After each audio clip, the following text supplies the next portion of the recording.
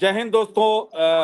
केंद्र की मोदी सरकार ने सीएए का नोटिफिकेशन जारी कर दिया है और लोकसभा चुनाव से पहले केंद्र सरकार का ये मास्टर स्ट्रोक है दोस्तों। ये मास्टर स्ट्रोक इसलिए क्योंकि इसके तहत अब 3 पड़ोसी देशों के जो अल्पसंख्यकों को भारत की नागरिकता मिल सकेगी। इसके लिए उन्हें केंद्र सरकार द्वारा तैयार किए गए ऑनलाइन पोर्टल पर आवेदन करना होगा और केंद्र द्वारा अधिसूचना जारी किए जाने के बाद जो है दिल्ली समेत जो है कई राज्यों की सुरक्षा बढ़ाई गई, उसकी चर्चा बाद में करेंगे। लेकिन हमारे साथ हमारे सहयोगी लीगल एडिटर आशीष सिन्हा हैं और आशीष सिन्हा वही व्यक्ति हैं जो कि उन्होंने 2 सप्ताह पहले इन्होंने बताया था कि मार्च के दूसरे सप्ताह में जो है सीए को लेकर केंद्र सरकार नोटिफिकेशन जारी कर सकती है।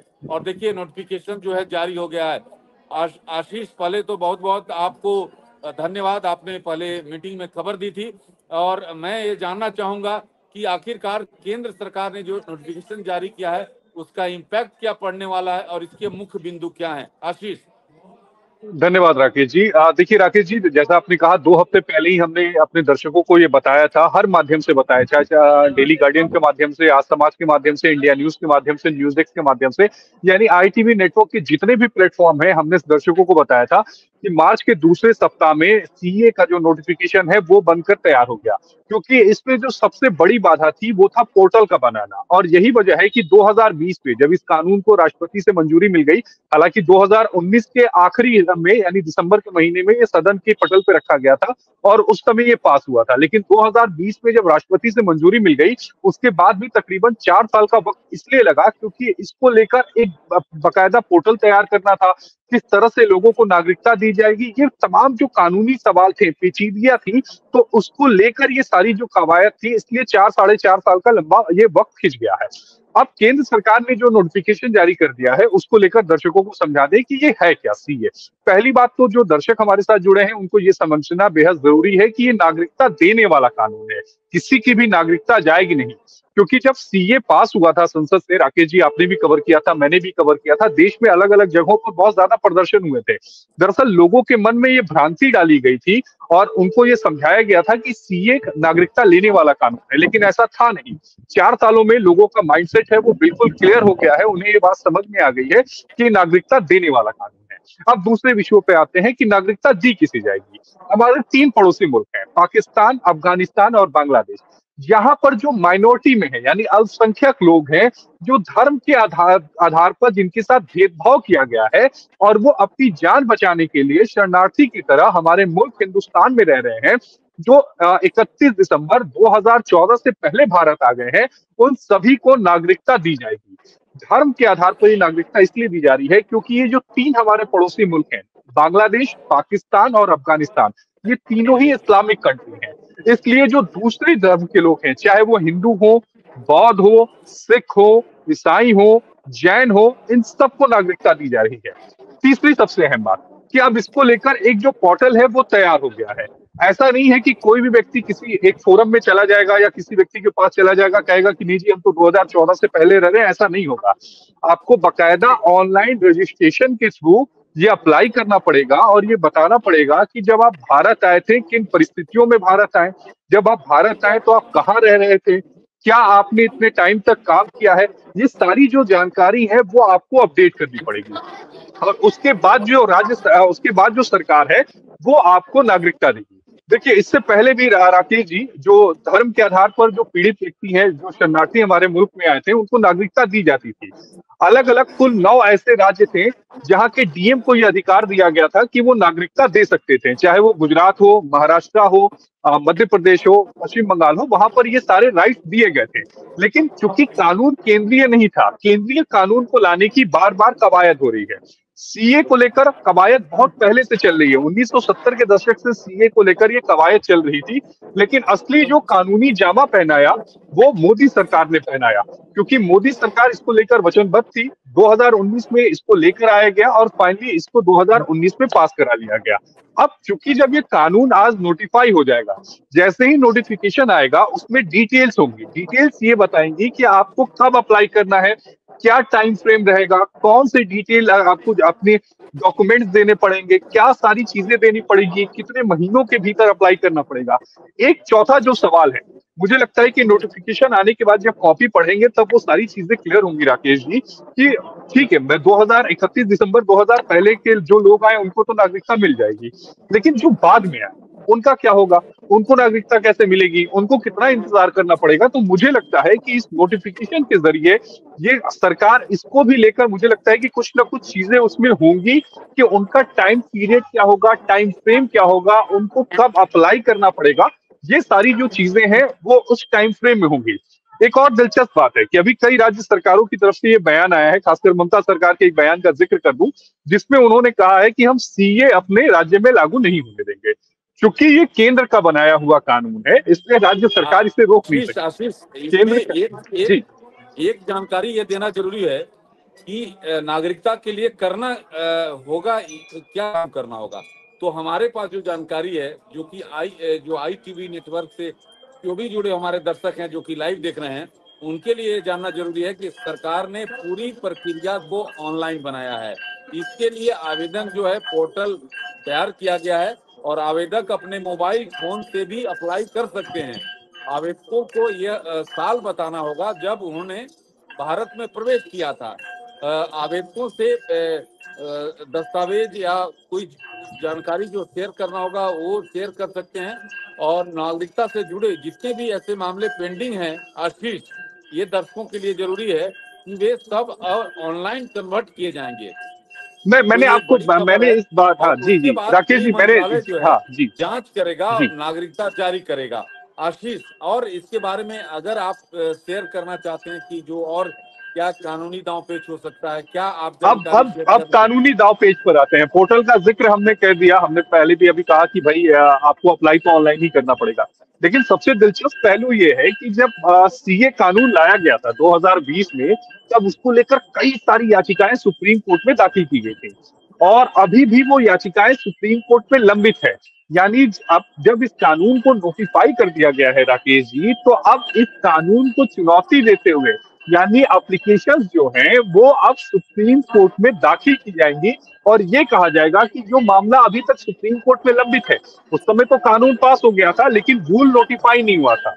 रूल नोटिफाई, मैं दर्शकों को पहले रूल नोटिफाई क्या होता है वो समझा देता हूँ। दरअसल रूल होते हैं नियम। नियम, किस नियम के तहत आपको आवेदन करना है, वो सारी चीजें इस नोटिफिकेशन में आ जाएंगी। तो उस समय रूल नोटिफाई नहीं हुआ था, लेकिन अब रूल नोटिफाई हो गया है, तो लिहाजा इस प्रोविजन को आप तय मान के चलिए कि देश की सबसे बड़ी अदालत में चुनौती दी जाएगी, क्योंकि एक कुछ लोग हैं वो, उन्होंने पहले भी चुनौती दी थी, और मुझे लगता है कि इसमें उनकी तरफ से एक और एप्लीकेशन दाखिल की जाएगी। उनका ये मानना है कि चूंकि ये धर्म के आधार पर ये सारी चीजें की जा रही हैं, लिहाजा ये हमारे आर्टिकल 14 का वायलेशन है, जो सभी धर्मों को एक साथ एक बराबर अधिकार देता है। तो ये मामला सुप्रीम कोर्ट भी जाएगा, आप तय मान के चलिए, सुप्रीम कोर्ट में अर्जियां भी दाखिल की जाएंगी। लेकिन सरकार यहाँ बहुत ज्यादा आश्वस्त है। सरकार ये नहीं कह रही है कि हम हर किसी को नागरिकता दे रहे हैं।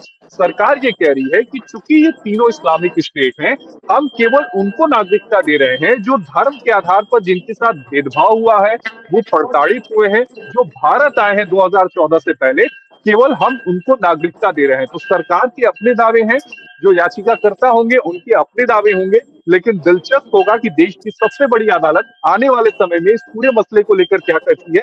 लेकिन आज की तारीख की बात करें तो कोई रोक नहीं है, यानी जैसे ही ये रूल नोटिफाई हो जाएगा, जैसे ही आम जन तक हम लोग डिटेल में, क्योंकि मुझे लगता है सबसे पहले कॉपी आप ही के पास आएगी राकेश जी, तो उसके बाद हम ये सारी जो रूल्स होंगे वो हम अपने दर्शकों को एक बार फिर रात में जुड़ेंगे, समझाएंगे कि किस किस रूल के तहत आपको क्या अप्लाई करना है, कहाँ अप्लाई करना है, किसको आवेदन कर सकते हैं। अगर आपकी आवेदन को रिजेक्ट कर दिया जाता है तो उसके बाद आपके पास कानूनी क्या रास्ते हैं, आवेदन करते समय आपको क्या क्या जानकारियां साझा करनी पड़ेगी।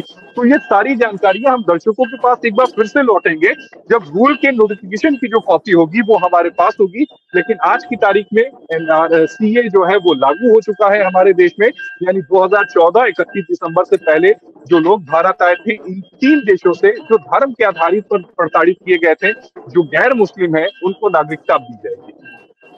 आशीष, आपने सही कहा, लेकिन जो हमारे साथ दर्शक जुड़े हैं उनको ये बताना जरूरी है कि ये कानून जो है किसी भी भारतीय नागरिक का ये नागरिकता छीनने का कानून नहीं है दोस्तों। ये स्पष्ट कर इस प्लेटफॉर्म से जो है आपको स्पष्ट कर रहा हूँ। एक चीज आशीष ये बताना जरूरी है, आपने जिक्र भी किया कि साल 2019 में मोदी की सरकार ने केंद्र सरकार ने नागरिकता कानून में संशोधन किया था। इसमें अफगानिस्तान, पाकिस्तान और बांग्लादेश से 21 दिसंबर 2014 से पहले आने वाले 6 अल्पसंख्यकों का, जिसका आपने जिक्र किया, हिंदू, ईसाई, सिख, जैन, बौद्ध और पारसी को भारत की नागरिकता देने का प्रावधान किया गया था। और नियमों के मुताबिक नागरिकता देने का अधिकार केंद्र सरकार के हाथों में होगा, जो कि मैं चाह रहा था कि इस प्लेटफॉर्म के जरिए ये जानकारी दिया। आशीष, आप और इसमें क्या देखते हैं, कुछ आप शेयर करना चाहेंगे दर्शकों को, अगर आपको लगता है कि थोड़ा और उनको बेहतरीन तरीके से हम समझा सके दर्शकों को? देखिए, एक बात जो आपने अभी कही राकेश जी, मैंने भी पहले कहा कि पहली बात जो दर्शक हमारे साथ अभी जुड़े हैं उनको समझा दूं कि ये नागरिकता देने का कानून है। हम किसी की, यानी इस कानून के जरिए किसी की नागरिकता ले नहीं जा रही है, क्योंकि 2019 में ये गलतफहमी फैलाने की कोशिश की गई थी कि इससे नागरिकता चली जाएगी। ऐसा कुछ नहीं है, किसी को कोई दस्तावेज दिखाने की जरूरत नहीं है। दूसरी सबसे अहम बात कि अब जो गैर मुस्लिम है उनको अब नागरिकता मिल जाएगी, क्योंकि सीए जो है वो लागू हो चुका है।